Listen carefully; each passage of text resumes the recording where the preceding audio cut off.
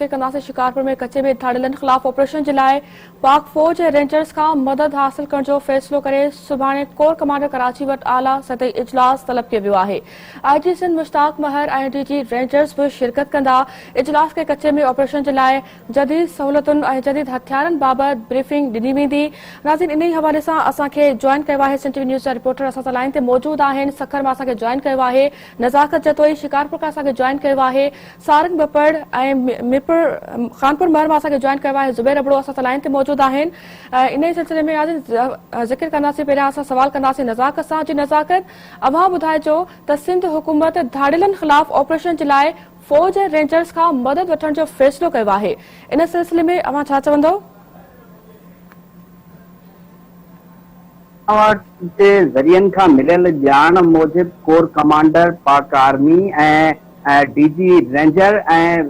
IG Sindh जेके आहिनि सुभाणे कराची में इन ऑपरेशन शिकारपुर वारे ऑपरेशन जे हवाले सां हिकु अहम इजलास कंदा, जंहिंमें पाकिस्तान आर्मी खां टेक्निकली मदद वरिती वई आहे ऐं इन हवाले सां ज़रियनि ऑपरेशन में हिस्सो वठी सघनि था। शिकारपुर में हलंदड़ ऑपरेशन जे हवाले सां जेको आहे हिन इजलास में जेके जदीद हथियार आहिनि या जेका जदीद टेक्नोलॉजी जेका इस्तेमालु कई वेंदी उन्होंने पाकिस्तान DG रेंजर ऐं पुलिस जा जेके आम ऑफिसर आहिनि उहे इन इजलास में शिरकत कंदा ऐं इन इजलास में जो जेको फैसला आहे उन बाबति ब्रीफिंग वरिती वेंदी ऐं इन जेका टेक्नोलॉजी आहे उनजे इस्तेमाल जे लाइ पाकिस्तान आर्मी पारां पुलिस खे जेका आहे मदद। अच्छा नज़ाकत, तव्हां लाइन ते हुजो। सारंग, हाणे अव्हां अपडेट कजो त ॻड़ी तेगो ऐं दुरानी महर जे कचे वारे इलाइक़नि खे पुलिस जो कड़ो हिन वक़्त बि बरक़रार आहे या का नरमी कई वई आहे? जी, पर गड़ी ते वो वारे इलाइक़े में जेको ॾुआरनि जे ख़िलाफ़ ऑपरेशन शुरू थियणो उहो हिन वक़्त ताईं त शुरू न थी सघियो आहे। बाक़ी पुलिस जी चौकसी जेका आहे ऐं एहलकारनि जूं मुक़ररियूं जेके आहिनि मजमूई तौर ते शिकारपुर समेत सॼी रीजन सखर ऐं लाड़काने मां उते जेको आहे त एहलकार ऑफिसर्स जेको आहे त मुक़ररु कया पिया वञनि, उन जूं बदिलियूं हिन वक़्त हलंदड़ आहिनि। मां तव्हांखे ॿुधायां त गड़ी तेगो खां वठी जेका सॼी सारी जेका शाहबेलो ताईं पटी आहे उन में काफ़ी इलाइक़ा अची था वञनि ऐं थाणा अची था वञनि। उन सां गॾोगॾु जेके ही लंघा आहिनि, रस्ता आहिनि धाड़ियलनि जा, उते बिल्कुलु चौकसी हले पई ऐं 12 खां वधीक पैकेट्स क़ाइमु कया विया आहिनि मजमूई तौर ते जेके गड़ी तेगो खां वेंदे जेको आहे त लखी ताईं ही जेके रस्ता आहिनि ॿाहिरि पके तरफ़ वञनि था, उते पुलिस एहलकार ऐं जेको आहे त चेकिंग हले पई ऐं कोई बि जेको आहे ॿाहिरि अचे थो त उनजी मुकमल तौर ते चेकिंग थिए पई ऐं उन जूं फ़ोन ऐं मुख़्तलिफ़ जेके उन वटि सामान आहिनि उनजी चेकिंग हले पई। ऐं मां तव्हांखे ॿुधायां त हिन वक़्त ताईं 15 खां 20 माण्हू बि जेको आहे त शकी पुलिस गिरफ़्तार कया आहिनि, जिन खे जेको आहे ज़ाहिर न कितो वञे उन सां बि पुछा हलंदड़ आहे त उहे अंदरि कचे में वञनि था त उन जा धाड़ियलनि सां या कंहिं ॿिए सां कहिड़ा राब्ता आहिनि, हू उते कचे में कीअं रहनि था। मतिलबु मजमूई तौर ते जेका सूरत हाल आहे हिन वक़्त ताईं ऑपरेशन जे हवाले सां उहा शुरू ऑपरेशन त न थी आहे पर प्लानिंग पुलिस जी हली रही आहे।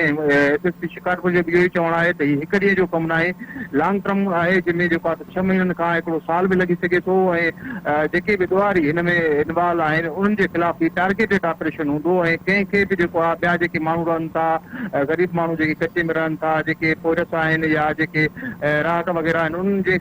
खे नुक़सानु न अचे, औरतुनि ऐं ॿारनि खे नुक़सानु न अचे, फ़क़ति धाड़ियलनि जे ख़िलाफ़ ही ऑपरेशन हुजे। ऐं उन हवाले सां ही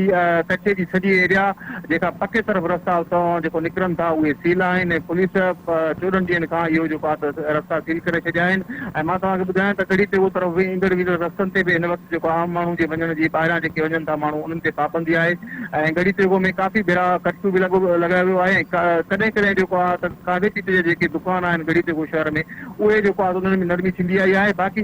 सॼो सारो जेको आहे त गड़ी तेगो में कर्फ्यू वारी सूरत हाल आहे ऐं मजमूई तौर ते ही सॼी जेका इलाइक़ो आहे कचे जो जेको शिकारपुर खां ऐं कश्मीर सां लॻे थो उन में जेको आहे त पुलिस जी चौकसी तमामु वधी वई आहे ऐं धाड़ेलनि जे ख़िलाफ़ पुलिस जो पुरज़म आहे त हू जेको आहे त मज़बूत ऐं मुनज़म नमूने जेको आहे त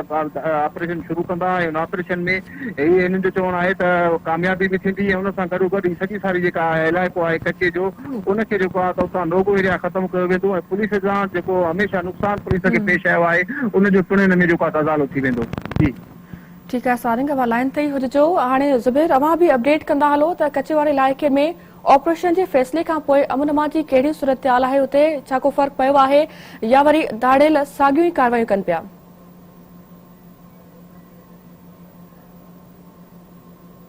ज़ुबैर, मां ॿुधी सघो पिया? ऑपरेशन कयो वियो। ऑपरेशन जे पहिरें ॾींहं ते ॿ पुलिस एहलकार, हिकु निजी फोटोग्राफर एहलकार जेको आहे सो शहीद थी विया। उन खां बाद में ऑपरेशन जे हवाले सां तयारियूं जेको आहे सो ज़ोर शोर सां जारी हुयूं। जीअं वक़्तनि इहो मीडिया ते जेको आहे सो अपडेट थींदो रहियो त जामिया प्लान जेको आहे सो असां जोड़े छॾियो आहे। जामिया प्लान जे तहत असां कार्रवाई कंदासीं ऐं टारगेटेड जेको आहे सो ऑपरेशन हूंदो। जेके ॾुआरी क़िस्म जा माण्हू आहिनि उन्हनि खे पंहिंजे मंतक़ी अंजाम ते पहुचायो वेंदो। 2 हफ़्ता गुज़रण जे बावजूदि जेके पुलिस जूं दावाऊं हुयूं जदीद हथियारनि जी, जदीद जेके बख़्तरबंद गाॾियूं आहिनि, स्पेशल जेके कमांडोस स्पेशली तौर ते जेको आहे कराची मां घुराया विया ऐं पुलिस जे जेके ज़रियनि जे मूजिबि हिन वक़्त बि जेको आहे ऑपरेशन जूं जेके तयारियूं आहिनि उहे आख़िरी मराहिलनि में आहिनि ऐं हे जेको आहे सो ऑपरेशन असां लॉन्ग टर्म जेको आहे सो 1 महीने जे लाइ न हूंदो, हिन में साल बि लॻी सघे थो। उन जे लाइ हिकु जामिया जेको असां प्लान जोड़े छॾियो आहे ऐं जेकॾहिं अमन अमान जी जेकॾहिं सूरत हाल जी ॻाल्हि कजे त हिन वक़्तु जेको आहे ज़िले शिकारपुर जे अंदरि जेके अगवा जा जेके वाक़िया आहिनि उन्हनि में थोरी घटिताई आई आहे, पर जेके हिन वक़्तु जेके मुगवियुनि जी बाज़ियाबी जे हवाले सां जेको ऑपरेशन हुयो अञा ताईं बि धाड़ेलनि जे चंबे में 8 मुगवी आहिनि ऐं इहो बि ॿुधायो वञे थो अॼु करमपुर जेको कश्मीर ऐं कनकोट जो इलाइक़ो आहे उतां जेको आहे सो 2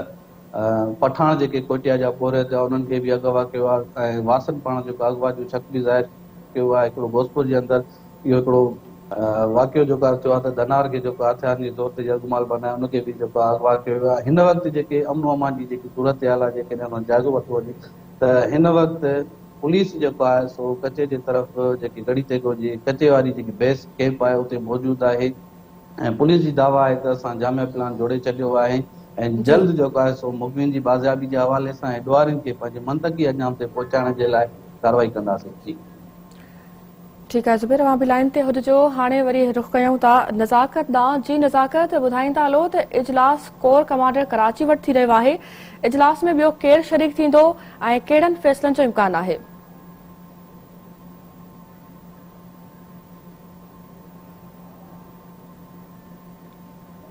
नज़ाकत, ॿुधाईंदा हलो इजलास कोर कमांडर कराची वटि थी रहियो आहे। इजलास में ॿियो केरु केरु शरीक थींदो ऐं कहिड़नि फ़ैसिलनि जो इम्कान आहे? ज़रियनि खां इहो मालूम तो आहे त कोर कमांडर रेंजर समेत जी जी फराह मूं तव्हांखे ॿुधायो त डीजी रेंजर्स कोर कमांडर जेके आहिनि उहे हिन जेको इजलास आहे उन में शिरकत कंदा ऐं उन सां गॾु जेके हिन ऑपरेशन में हिसो वठण एसएसपीज़ आहिनि उहे पिणु हिन जेको इजलास आहे उन में शिरकत कंदा। इजलास में जेको आहे हिन ऑपरेशन शिकारपुर में हलंदड़ ऑपरेशन में जदीद हथियार जेके आहिनि ऐं जदीद टेक्नोलॉजी उन्हनि खे ट्रैक करण जे लाइ या जेके स्ट्रेटेजी आहे कचे में, छो त कचे जो जेको ही आहे ख़ासि कर शिकारपुर वारो उहो उन जेका हिन ऑपरेशन जे ख़िलाफ़ मजमूई जेका कंडीशन आहे उन जेको ऑपरेशन आहे उन में पाकिस्तान रेंजर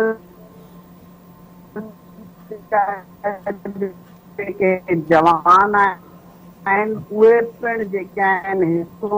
वठी सघनि था ऐं उहे बि जेके आहिनि हिन ऑपरेशन में हिसो वठी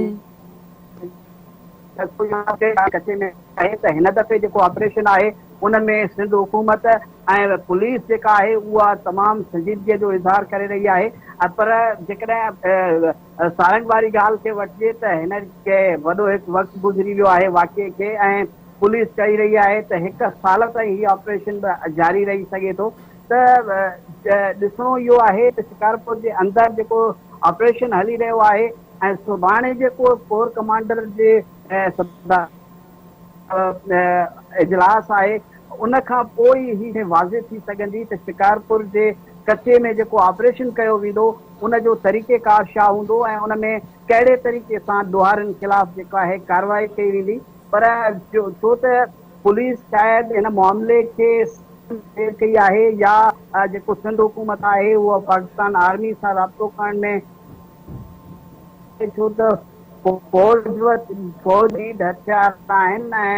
ऐं जीअं दहशतगर्दनि खे ट्रिक कयो वेंदो आहे जदीद टेक्नोलॉजीअ जे वसीले, उहा साॻी टेक्नोलॉजी जेका आहे हिते इस्तेमालु कई वेंदी। ऐं ज़रियनि जो चवणु आहे त माण्हुनि खे ट्रैक करणु या जेके माण्हुनि जो मुफ़ासिलो आहे या जेके टिकाणा जेके मौजूदु आहिनि उते धाड़ेलनि जा शिकारपुर जे कचे वारे इलाइक़े में, त उन्हनि खे ट्रैक करण जे लाइ ऐं उन्हनि जे मुफ़ासिले खे ॾिसण जे लाइ जेका जदीद टेक्नोलॉजी हूंदी उनजी सपोर्ट जेका आहे पाकिस्तान आर्मी